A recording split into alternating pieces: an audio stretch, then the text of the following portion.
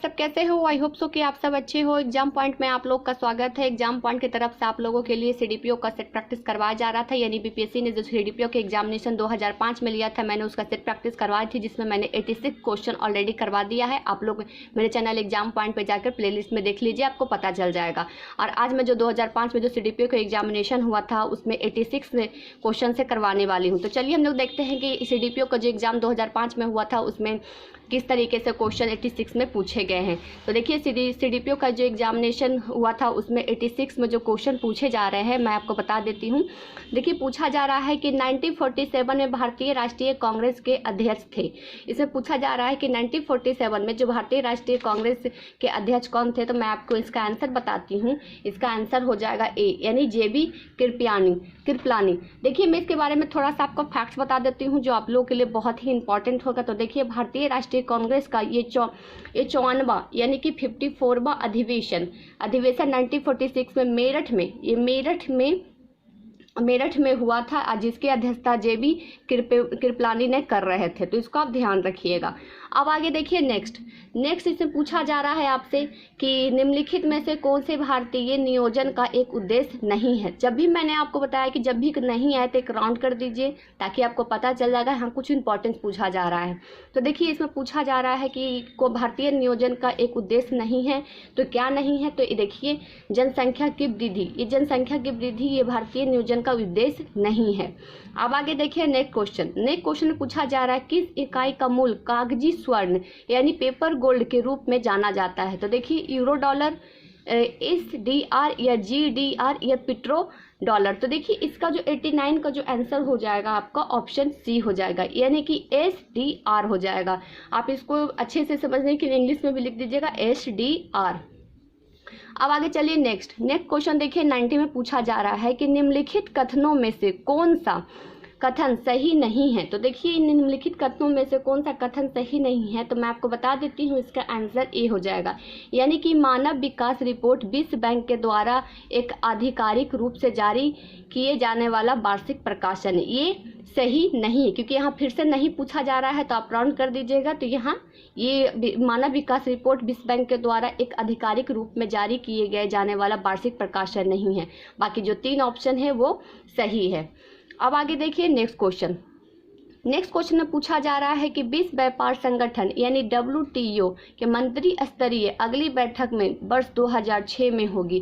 जैसा कि आप सब जान रहे हैं कि बीपीएससी की ओर से जो सीडीपीओ के एग्जामिनेशन जो लिया गया था 2005 में लिया गया था, तो ये बताया जा रहा है कि 2006 में WTO के मंत्री स्तरीय बैठक है वो कब कहाँ होगी, ये उस टाइम की करंट अफेयर है। तो देखिए 91 का मैं आपको बता देती हूँ, इसका आंसर हो जाएगा बी, यानी हांगकांग। कनाडा नहीं, जापान नहीं, ऑस्ट्रेलिया नहीं, बल्कि हांगकांग। अब मैं आपको बता देती हूँ, इसको बोला जाता है WTO का बोला जाता है वर्ल्ड ट्रेड ऑर्गेनाइजेशन। इसका जो 85वां संस्थापक जो देश था 1 जनवरी 1995 को अस्तित्व में आया था और इसका जो मुख्यालय है वो जनेवा में स्थित है। इसको ध्यान रखिएगा, ये 1995 में आया था और इसका जो मुख्यालय है वो जनेवा में है। तो इसको आप ध्यान रखिएगा। अब आगे चलिए नेक्स्ट क्वेश्चन में पूछा जा रहा है कि भारत में कर प्रयास यानी टैक्स वर्तमान सकल घरेलू उत्पाद के कर के अनुपात में रूप में माना जाता है। तो देखिए उस टाइम के अकॉर्डिंग इसका जो आंसर हो जाएगा 92 का ए, यानी 12% का था और अभी के अकॉर्डिंग ये अलग प्रतिशत होगा इसका। अब चलिए 93 में पूछा जा रहा है कि राजकोषीय उत्तरदायित्व एवं बजटीय प्रबंधन अधिनियम 2003 के अध्यायानुसार वर्ष 2007 से 8 तक राजकोषीय घाटा को 10% तक घटाकर लाया गया है। तो देखिए 2007 का डाटा 2007 और 8 के डाटा पूछा जा रहा है। तो उस समय की जो प्रतिशत थी 93 की जो सही आंसर हो जाएगा 3% के अकॉर्डिंग था। और अभी जो डाटा आपको दिया जाएगा वो 17 और 19 का डाटा रहेगा, 17 और 18 19 का रहेगा डाटा। तो उसके अकॉर्डिंग जो प्रतिशत है आप मुझे कमेंट करके बताइएगा। इसका भी मैंने बता दिया, अगर आप लोग लगातार आप देख रहे होंगे मेरे चैनल एग्जाम पॉइंट का वीडियो तो आप लोग को पता चल गया होगा कि राजकोषीय घाटा भी कितना प्रतिशत में चल रहा है। अब आगे देखिए 94 में पूछा जा रहा है कि राजकोषीय घाटा की नई परिभाषा को सुझाव दिया था। यानी राजकोषीय घाटा के जो परिभाषा को सुझाव किन व्यक्तियों को किनके द्वारा दिया गया था। देखिए चलिए समिति के द्वारा, चक्रवर्ती समिति के द्वारा, राखी समिति के द्वारा, एरक राजन समिति के द्वारा। तो देखिए 94 का जो आंसर हो जाएगा आपका ए हो जाएगा। 94 का जो हो जाएगा ए, चलिए समिति के द्वारा ही राजकोषीय घाटा का सुझाव दिया गया था। अब आगे चलिए उसके बाद नेक्स्ट, अब मैं आपको बता देती हूँ चलिए जो समिति द्वारा था, तो मैं इसमें बता देती हूँ कि क्या क्या होगा। कि देखिए सरकार के जो कुल ऋण भार जिसके अंतर्गत बाजार का ऋण और लघु बचत एवं बाहर जो ऋण होता है यानी बाहरी जो ऋण होता है उसे बजटीय घाटे में शामिल किया जाता है, उसी को राजकोषीय घाटा कहा जाता है। और इसके जो सुझाव दिए थे वो चलिया समिति के द्वारा दिया गया था। इसको आप अपने कॉपी में मेंशन कर लीजिएगा कहीं पे भी। अब आगे देखिए उसके बाद पूछा जा रहा है इसमें कि 95 में ये इंपॉर्टेंट क्वेश्चन है। देखिए पूछा जा रहा है कि वर्तमान में बीमा एवं नियामक यानी कंट्रोलर है, यानी कि वर्तमान में जो बीमा होता है यानी पॉलिसी होती है उसके नियामक और कंट्रोलर है। तो देखिए 20 सचिव होते हैं, या फिर देखिए रिजर्व बैंक ऑफ इंडिया के गवर्नर होते हैं, या फिर जनरल इंश्योरेंस कंपनी के अध्यक्ष होते हैं, या फिर IRDA के अध्यक्ष होते हैं। तो जो इसका सही आंसर हो जाएगा IRDA के अध्यक्ष होते हैं, जो वर्तमान में जो बीमा निर्णायक कंट्रोलर के रूप में काम करते हैं, उसको देखरेख करते हैं। यानी जो पॉलिसी वगैरह होता है उसको देखरेख कौन करता है, तो RDI के तहत किया जाता है और RDI के अध्यक्ष करते हैं। अब मैं आपको बता देती हूँ जी ये RDI है, इसका जो स्थापना हुआ था ये RDI का ये 1999 में किया गया था। इसको आप ध्यान रखिएगा, इसके जो स्थापना हुई थी 1999 में किया गया था। अब आगे देखिए उसके बाद पूछा जाए कि नरसिम्हा कमेटी में वैधानिक तरलता अनुपात यानी SLR किस सीमा से घटाकर लाने का सुझाव दिया गया। तो देखिए जो नरसिम्हा कमेटी बनी थी उसमें बताया गया था कि SLR का जो सीमा है वो घटाकर कितने प्रतिशत का लाया गया था। तो देखिए 96 का जो आंसर हो जाएगा D, यानी 25% लाया गया था।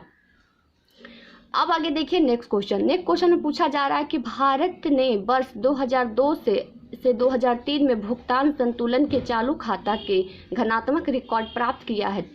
इसके लिए निम्नलिखित में से किसे संभव व्याख्या माना जाता है। तो इन सभी में से जो संभव व्याख्या माना जाता है मैं आपको बताती हूँ, यह है रेमिटेंस का सुदृढ़ प्रभाव माना जाता है। ये थोड़ा चटपटा क्वेश्चन था लेकिन आप लोग इसको देख लीजिएगा, इसमें कोई इंपॉर्टेंट नहीं है, इसको छोड़ भी सकते हैं, कोई दिक्कत नहीं होगा आपको। अब आगे चलिए नेक्स्ट में पूछा जा रहा है कि स्वचालित कारों में समानता कौन सा तेल लगता है। तो देखिए स्वचालित इन चलती हुई कार में कौन सा तेल लगता है। तो देखिए मिट्टी का तेल से तो बिल्कुल नहीं, अल्कोहल से बिल्कुल नहीं, वनस्पति तेल से नहीं, ये पेट्रोल से। तो ध्यान रखिएगा पेट्रोल से। तो ये बहुत ही इजी क्वेश्चन था, आप लोग को तुरंत पकड़ में आ गया होगा। अब चलिए उसके बाद देखिए कि डीजल का निष्करण होता है, यानी निष्करण होता है डीजल का किससे। तो डीजल देखिए पौधे से बिल्कुल नहीं मिल सकता, बिल्कुल एलिमिनेशन मेथड अपनाइए। अगर आपको आंसर नहीं पता है तो एलिमिनेशन। देखिए हवा से तो बिल्कुल नहीं हो सकता है, पौधा और पेड़ से थोड़ा बहुत आप लोग को लगे ऐसा, लेकिन इसमें जो उसका सही आंसर हो जाएगा वो जमीन से निष्करण होता है डीजल का। इसको आप ध्यान रखिएगा। अब आगे देखिए नेक्स्ट क्वेश्चन पूछा जा रहा है 100 में कि जल में बांध या डैम का उपयोग किया जाता है। तो क्यों किया जाता है। तो देखिए 100 का जो क्वेश्चन का आंसर हो जाएगा ये कृषि के लिए। यानी जहाँ भी आप देख रहे हैं जैसे कोसी नदी, सोन नदी, बिहार के गंडक नदी परियोजना, सोन नदी परियोजना, सब पे डैम बनाए गए हैं। उन सब पे डैम बनाने का सिर्फ एक ही है कि उसमें जब भी पानी नहीं रहे कृषि के लिए, उसको जब पानी की ज़रूरत पड़े तो उस डैम को खोल दिया जाता है, ताकि जो भरपूर मात्रा में जितने भी किसान हैं उनको अपने खेती करने के लिए पानी अवेलेबल कर दिया जाए। यानी पानी को स्टोर करने के लिए ही डैम बनाया जाता है।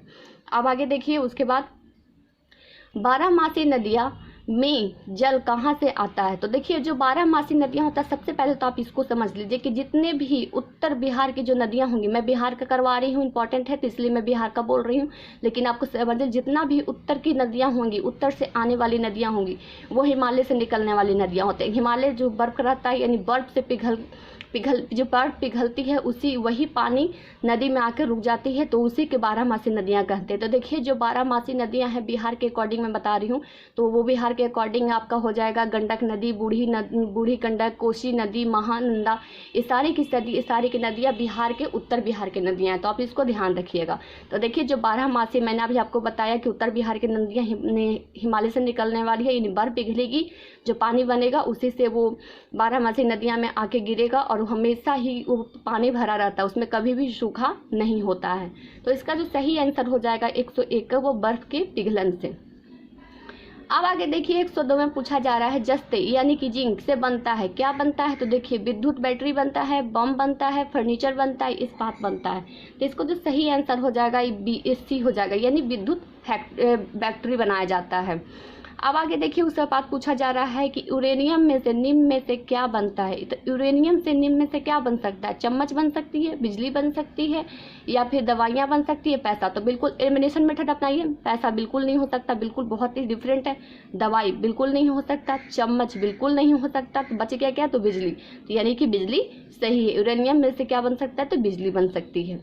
अब आगे देखिए उसके बाद कोयले का उपयोग होता है। कोयले का उपयोग किस लिए? जलाने के लिए, खाने के लिए, दीवार बनाने के लिए, नाव बनाने के लिए। तो इसको तो बहुत ही आपका ये समझिए एक तरह से आपका IQ टेस्ट किया जा रहा है। तो IQ टेस्ट में आपको अच्छे तरीके से पता है कि कोयले का कभी खाने के लिए इस्तेमाल नहीं होगा, नाव बनाने के लिए इस्तेमाल नहीं होगा, दीवार बनाने के इस्तेमाल नहीं होगा, बल्कि जलाने में इसको काम आता है।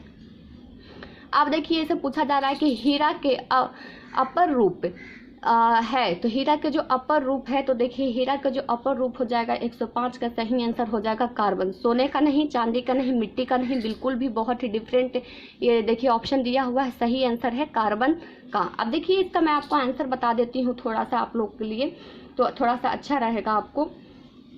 तो देखिए मैं बता देती हूँ आपको, जो कार्बन के जो दो मुख्य अपर रूप होते हैं, हीरा और ग्रेफाइट होते हैं। हीरा दुनिया का सबसे कठोर एवं विद्युत का सुचालक पदार्थ है, यानी कि सबसे कठोर कोई पदार्थ है तो हीरा है, और सबसे ज़्यादा सुचालक है तो वो हीरा है, और ये कार्बन उत्सर्जित करता है। तो इसको आप ध्यान रखिएगा।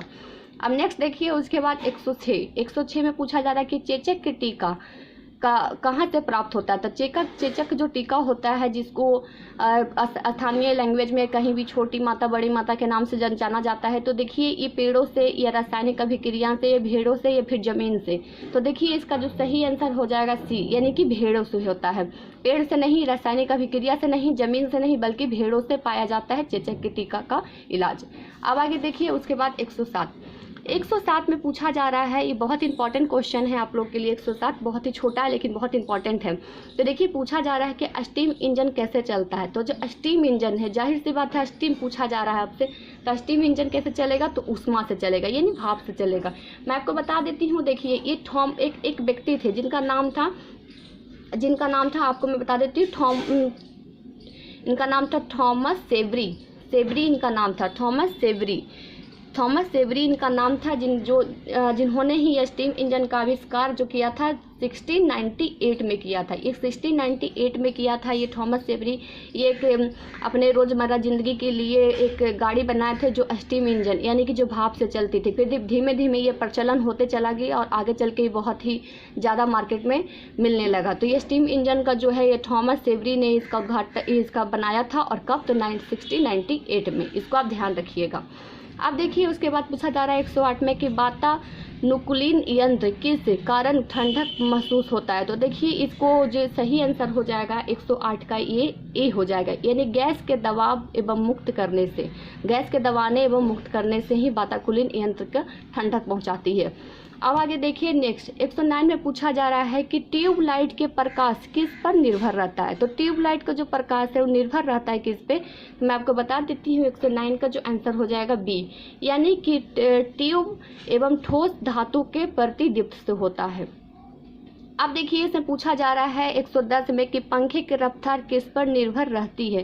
तो पंखे का जो रफ्तार है किस पर निर्भर रहती है? वोल्टेज पे, पंखे के एल्युमिनियम पे, पंखे के लोहे से, या फिर वायु से। तो 110 का जो आंसर हो जाएगा आपका वोल्टेज से। अगर आप देखते हैं कि इलेक्ट्रिसिटी का वोल्टेज कम रहता है तो पंखे धीमे चलते हैं, ज़्यादा रहते हैं तो काफ़ी तेज चलते हैं। तो ये देखिए वोल्टेज से रहेगा। ये बहुत ही ज़्यादा क्वेश्चन अटपटा है, फंसाने वाला क्वेश्चन इसी तरीके से एग्जाम में पूछे जाते हैं। इसमें 1 सेकंड के लिए बोला जाता है कि नहीं ठंडी ठंडी हवा बहेगी तो वही पंखा खींच लेता है, जिसकी वजह से ठंडी हवा निकलती है और पंखा का हवा तेज हो जाता है। बहुत सारे ऐसे भी क्वेश्चन आते हैं जिसमें आपको फंसा दिया जाएगा। तो देखिए इस सब पे ध्यान रखिएगा कि पंखे की जो रफ्तार है वो वोल्टेज की वजह से तेज होती है और धीमा होती है। अब देखिए 111 में पूछा जा रहा है कि आधुनिक टेलीफोन का उपयोग करता है, तो आधुनिक जो टेलीफोन है उसका उपयोग कैसे किया जाता है, तो 111 का आंसर हो जाए आपका रेडियो तरंग से। अब इसमें एक इम्पॉर्टेंट क्वेश्चन है, तो मैं आपको एक इसमें बता देती हूँ कि जो टेलीफोन का जो आविष्कार था ये अलेक्जेंडर ग्राहम बेल ने किए थे। अलेक्जेंडर ग्राहम बेल, और मैं इसका डेट बता देती हूँ 2 जून 1875, इसको आप ध्यान रखिएगा। 1875 को ग्राहम बेल यानी ग्राहम बेल के द्वारा इसका किया गया था, पेटेंट करवाया गया था। उसके बाद ये टेलीफोन का आविष्कार किया गया था। तो टेलीफोन का आविष्कारक का नाम याद रखिएगा अलेक्जेंडर ग्राहम बेल। कब? तो 2 जून 1875 में। अब देखिए उसके बाद घड़ी को समय मापा जाता है, तो घड़ी में समय कैसे मापा जाता है? क्वार्टिज क्रिस्टल द्वारा, हीरा क्रिस्टल द्वारा, सीसा द्वारा, इस्पात द्वारा। तो 112 का जो सही आंसर हो जाएगा ए, यानी कि घड़ी में जो समय मापा जाता है क्वार्टिज क्रिस्टल के द्वारा मापा जाता है। अब आगे देखिए नेक्स्ट क्वेश्चन, शीशे का उपयोग किया जाता है, तो शीशे का उपयोग क्यों? सिफाई के लिए, शक्ति के लिए, प्रकाश संचरण होती है, या कमजोरी के लिए। तो देखिए इसका जो सही आंसर हो जाएगा प्रकाश संचरण के लिए। अब देखिए यहाँ पे कॉमन सेंस लगाइएगा तो आपको पता चल जाएगा। बिल्कुल सफाई के लिए शीशे का प्रयोग नहीं कर सकते, शक्ति के लिए नहीं कर सकते, कमजोरी के लिए नहीं कर सकते हैं, बल्कि प्रकाश संचरण के लिए किया जाता है। अब देखिए उसके बाद पूछा जा रहा है, एक सारे के सारे क्वेश्चन साइंस से आ रहे हैं, साइंस से सारे के सारे क्वेश्चन आ रहे हैं। तो देखिए इससे पूछा जा रहा है कि विद्युत संरक्षण यानी कि ट्रांसमिट इलेक्ट्रिसिटी के लिए उच्च वोल्ट ग्रिड का उपयोग किया जाता है। इसका कारण क्या है? इसका जो कारण हो जाएगा ऑप्शन डी, यानी उष्मा की हानि कम है, उष्मा की हानि कम है, इसलिए इसका वोल्ट ग्रिड का उपयोग किया जाता है। अब आगे देखिए उसके बाद नेक्स्ट पूछा जा रहा है कि मलेरिया कौन से मच्छर के काटने से होते हैं। तो देखिए मलेरिया जो मच्छर जो कौन से काटने से वजह से होते हैं, तो 15 का आंसर सी हो जाएगा, यानी पैरासाइट वाले मच्छर। मैं इसके बारे में आपको अच्छे तरीके से बता देती हूँ। तो देखिए मलेरिया एक प्लाज्मोडियम नामक एक प्रोटोजोआ होता है, और एक व्यक्ति से दूसरे व्यक्ति में संक्रमण छोड़ता है, और मादा एन्फिनीज मच्छर के संपर्क में आने से ही ये मलेरिया जैसे बीमारी होती है, और जिसका पता सर रोनाल्डो रास ने लगाया था। इस नाम याद रखिएगा, सर रोनाल्डो रास ने इस बीमारी का पता लगाया था। मलेरिया जैसे बीमारी का पता लगाने वाले व्यक्ति थे। मैं यहाँ लिख देती हूँ आप लोगों के लिए, सर रोनाल्ड रस के द्वारा ये मलेरिया की जैसे बीमारी को पता लगाया गया था, और ये जो मादा एम्फिज यानी कि मादा मच्छर के द्वारा ही फैलता है। अब आगे देखिए उसके बाद पूछा जा रहा है, भारत में अभिनव भारत नामक एक गुप्त संगठन अंग्रेजों के मुकाबला करने के लिए किससे संगठित किया गया था। तो देखिए अभिनव भारत एक क्या था, तो एक गुप्त संगठन था। उसको शुरुआत किसने किया था, संगठित किसने किया था, तो मैं आपको बता देती हूँ। इसका जो आंसर हो जाएगा सी हो जाएगा, यानी कि बी डी सावरकर ही अभिनव भारत जैसे एक संगठन को संगठित किया था। और मैं इसको अच्छे तरीके से आपको बता देती हूँ। तो देखिए सबसे पहले तो यहाँ पे आप देख लीजिए लिखा हुआ अंग्रेजों के मुकाबले, यानी अंग्रेजों के खिलाफ गुप्त रूप से आंदोलन चलाने के लिए अभिनव भारत नामक एक गुप्त क्रांतिकारी संस्था 1904, इसको आप ध्यान रखिएगा, 1904 में इसको किया गया था। और इसको जो संस्थापक थे उनका नाम था विनय दामोदर सावरकर, इसको आप ध्यान रखिएगा। तो देखिए इन्हीं को शॉर्ट में बीडी सावरकर के नाम से जाना जाता है। इनका पूरा नाम हो जाएगा विनायक दामोदर सावरकर, और स्थापना 1904 में हुई थी। किसका, तो अभिनव भारत का एक संगठन था उसका, जिसके संस्थापक बीडी सावरकर थे, यानी कि विनायक दामोदर सावरकर थे। और क्यों किया गया था, तो ये अंग्रेजों के खिलाफ गुप्त रूप से आंदोलन चलाया गया था, यानी अंग्रेजों के खिलाफ ही चलाया गया था। अब देखिए इसमें पूछ रहा है, सबसे लास्ट क्वेश्चन मैं आपको बता रही हूँ, इनमें से किस काल में स्वदेशी आंदोलन में भारत का उत्थान हुआ था।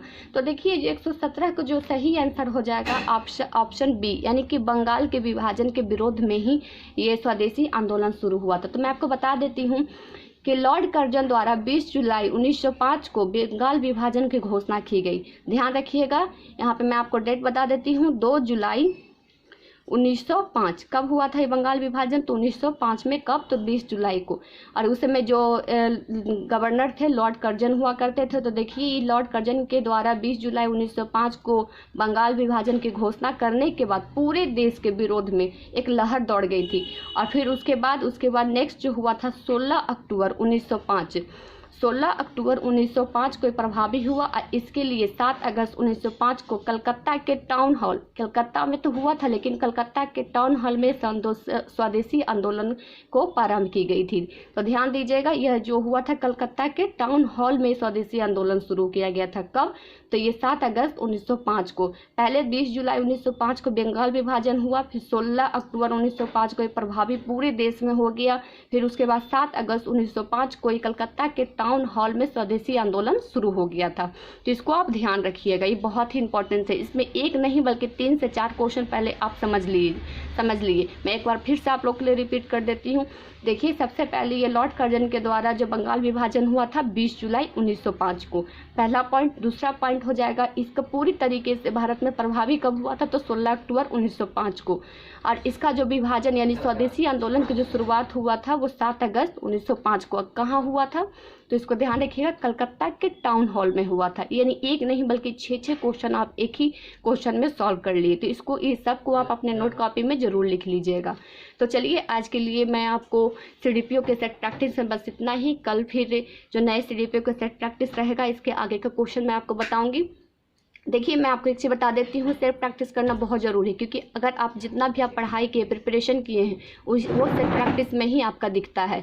और सेल्फ प्रैक्टिस से ही आपका पता चल जाएगा कि आपका प्रिपरेशन कितना लेवल का पहुँच चुका है। जो भी स्टूडेंट सीडीपीओ का फॉर्म भरे, मैं आपको बता देती हूँ, सीडीपीओ का एग्जाम आप लोग के लिए अक्टूबर में कंडक्ट होगी। अक्टूबर के चाहे मिड में हो या फिर लास्ट में हो, लेकिन अक्टूबर में आप लोग का एग्जाम एक कंडक्ट की जाएगी।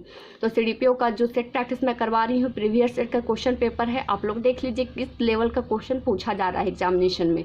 इसी तरह लेवल के आप क्वेश्चन को अपने सॉल्व करिए और अपने माइंड में रखिए अपने प्रिपरेशन के टाइम पे, ताकि आपको जब एग्जामिनेशन हॉल में बैठे तो आपको कोई भी क्वेश्चन में प्रॉब्लम नहीं हो, उसका साफ साफ आपको आंसर पता होना चाहिए। तो चलिए, आज को जो मैं 87 से लेकर 170 तक जो क्वेश्चन बताई हूँ बहुत इंपॉर्टेंट सारे के सारे क्वेश्चन है, आप खुद देख लिए। और साथ ही साथ जितना भी मैंने आपको फैक्ट्स बताया है वो सारे के सारे इंपॉर्टेंट है, आप लोग उसको ज़रूर अपने कॉपी में नोट डाउन ज़रूर कर लीजिएगा। तो चलिए, आज के लिए जो सेट प्रैक्टिस सीडीपीओ में बस इतना ही। कल फिर इसके आगे वाले क्वेश्चन को मैं आपको बताऊंगी और फुल डिस्कशन के साथ बताऊंगी, ताकि आप लोग का कहीं से भी क्वेश्चन आपका छूट नहीं पाएगा।